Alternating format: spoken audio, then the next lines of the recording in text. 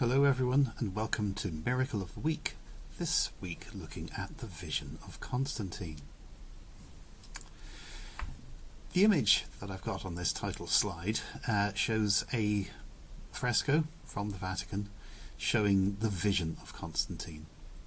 It shows Constantine standing on a platform with his arm raised, gazing in astonishment at a vision of the cross in the heavens.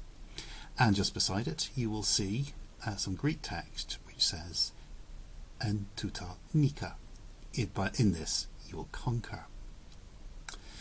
Now this vision of the Emperor Constantine is often regarded as somehow emblematic of that shift from the rational classical world of antiquity to the superstitious world of the Middle Ages.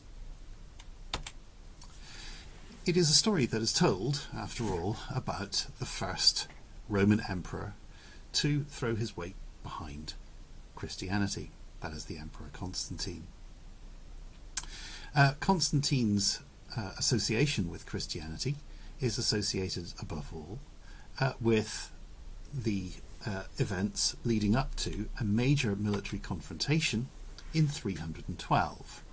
When Constantine was involved in one of his many civil wars against rivals for control of imperial territory. The particular war in 312 was fought for control of Italy and of the Western Empire more generally. And the culminating events happened just north of the city of Rome at a place called the Milvian Bridge, where on the 28th of October 312 Constantine defeated his rival Maxentius and became emperor of the whole of the Western Roman Empire. Now, in the way that this story is told in the sources, it is, particularly the Christian sources, it is associated with a major change in the emperor's religious affiliations, because that battle on the 28th of October 312 was fought by Constantine under a Christian standard. He fought the battle with the view that the Christian God was supporting him in his imperial ambitions. Now, when exactly Constantine first encountered Christianity is a matter of great debate. But as I say, in the way that the stories about 312 are told, there is a great deal of emphasis on some sort of conversion, some sort of religious experience in the lead up to the battle, which led him to march into battle under the standard of the God of the Christians.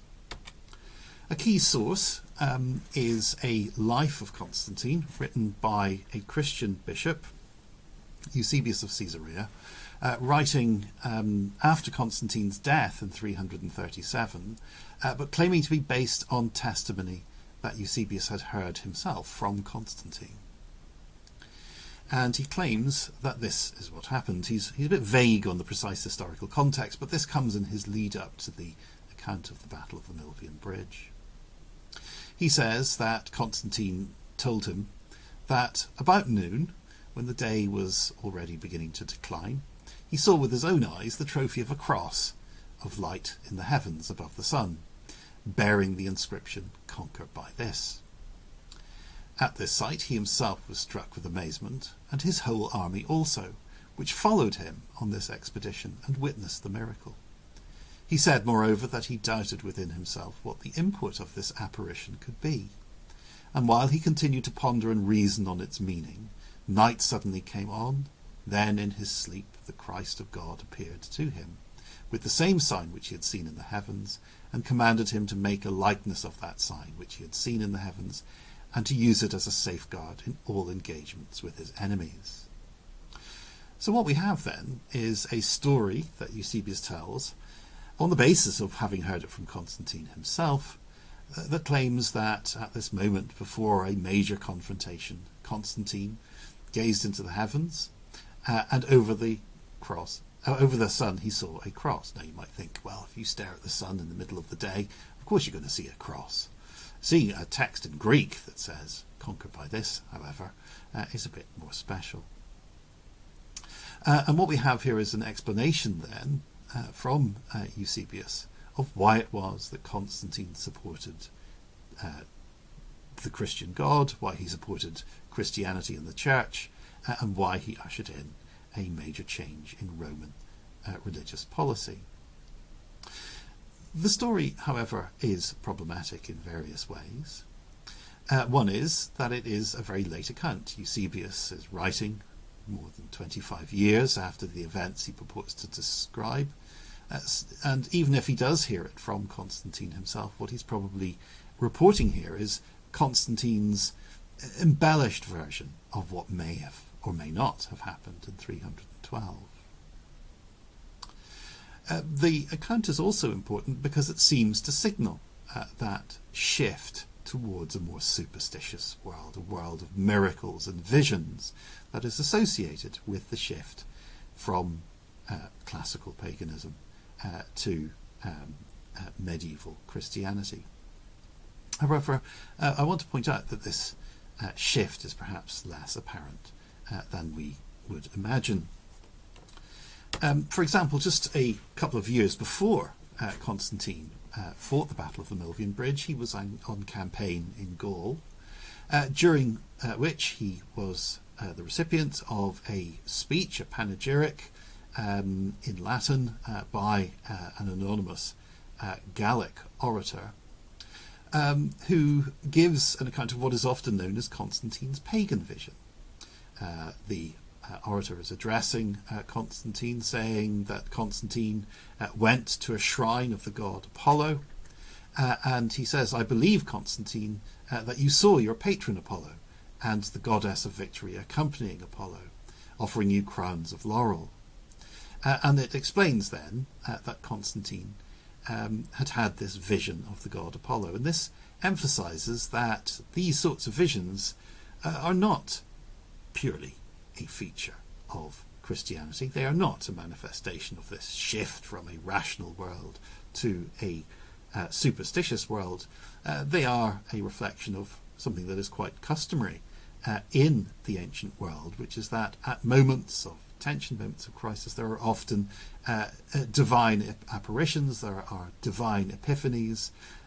Leading politicians who are regarded as specially favoured by the gods often have visions of the gods which emphasise the sort of divine support that these individuals have. And it's not just an emperor like Constantine about whom this is told.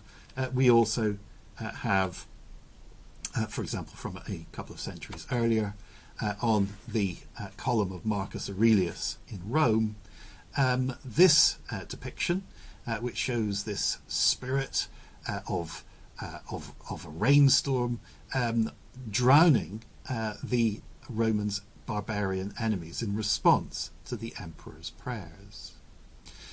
Now, this belongs to a period much earlier than Constantine, but it reinforces the same point, that Roman emperors expected that they would be supported by the gods. They would pray to divine powers to assist them, and those divine powers would sometimes manifest themselves in these supernatural events, as we see in the case of this rain miracle from the 2nd century, from the column of Marcus Aurelius.